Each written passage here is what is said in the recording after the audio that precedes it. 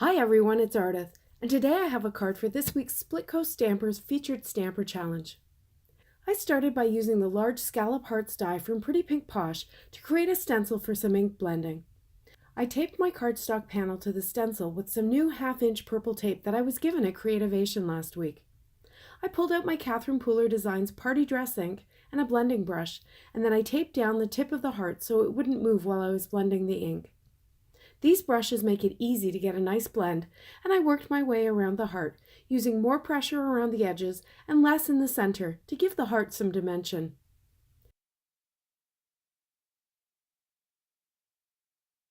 Next, I wanted to inlay my die-cut sentiment into the heart, so I used the Love You script die, and I cut it once from white cardstock before cutting it out of the center of the pink heart. I tried to be careful to make sure I had all the letter centers from the pink cut.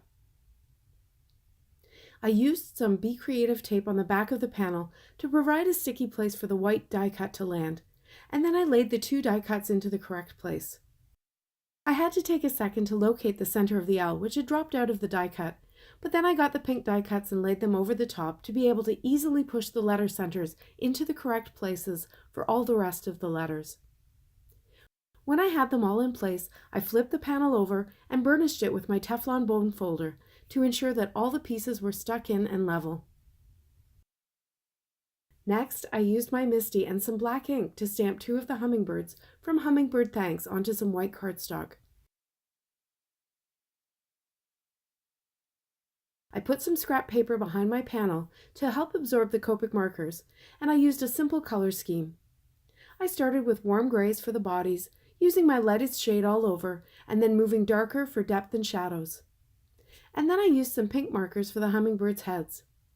My RV 13 and 14 combination was a little too peachy for the party dress heart, so I ended up adding some RV 02, RV 04, and RV 06 off camera to get a better match.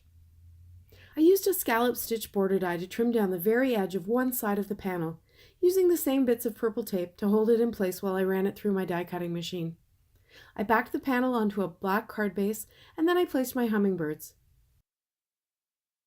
I used some of the jewels from the new Valentine mix pack to add some sparkle.